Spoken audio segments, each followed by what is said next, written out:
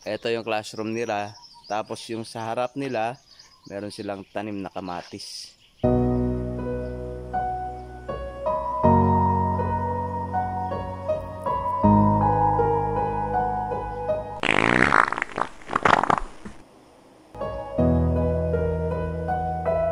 What's up? Good morning. Ako si Juan Fredo and isa akong freelance dance choreographer dito sa Mindanao. Sa ngayon nandito ako sa maliit na school, sa may maliit din na komunidad dito sa province of Agusan del Sur, no. Kung nakikita nyo naman, no. Time check natin is 6:48 po ng umaga, pero mahamog pa rin yung paligid. Kasi itong school nila maliit lang. Yan, oh. Yan. Yan lang school nila. Meron silang open ground dito. Tapos yan, ilang buildings ng mga classroom. Meron din silang maliit na covered court kung saan ginagawa nila yung event nila. Tapos isang classroom tsaka flag pool na maliit. So enough na rin para sa kanila. Ito lang yung gusto ko dito sa mga probinsya, no. Sa bawat school nila meron silang sariling taniman or garden ng mga gulay sa loob ng school. Tingnan natin to. No, unlike sa city, no, pag sa city ng mga school, wala, bihira ka na makakita ng ganito. Ito Ito yung classroom nila. Tapos yung sa harap nila, meron silang tanim na kamatis. Di ba? Fresh na fresh yan. Diba? Tapos ang tataba ng kamatis. Di ba? Dito naman sa unahan, meron silang talong. Papakita natin. Di ba? Yan, oh. Ayan. Lalaki ng talong nila, oh. Di ba? At nakaganda pa dito, no. Etong mga tanim nila ng mga gulay, walang halong chemical to, walang spray. Kasi bawal dito sa loob ng school, no. Kung sakaling may mga pumitas bigla na mga bata tapos biglang kainin.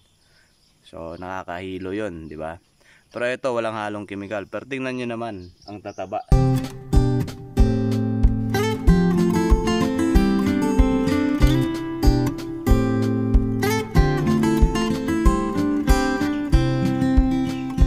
Naman dito meron silang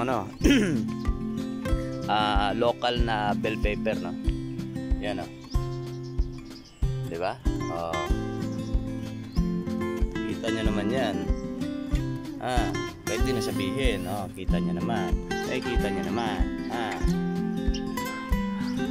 So, ganoon lang kasimple, pero alam nyo, mayaman sa mga gulay.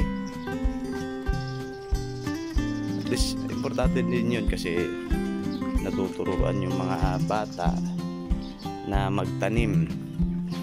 At syempre naman kung meron kayong mga sangkap, meron din kayo ditong yung mga manok.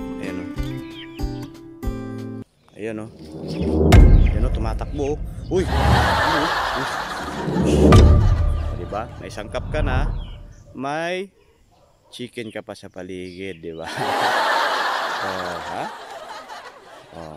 Ang problema mo na lang ngayon kung paano hulihin. Yan lang. Nasa paligid lang sila, nasa sa loob lang sila ng school, diba?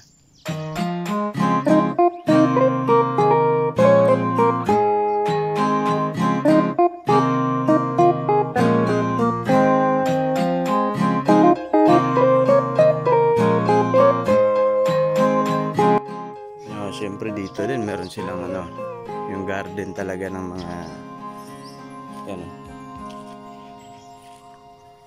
meron silang sibuyas na dahon,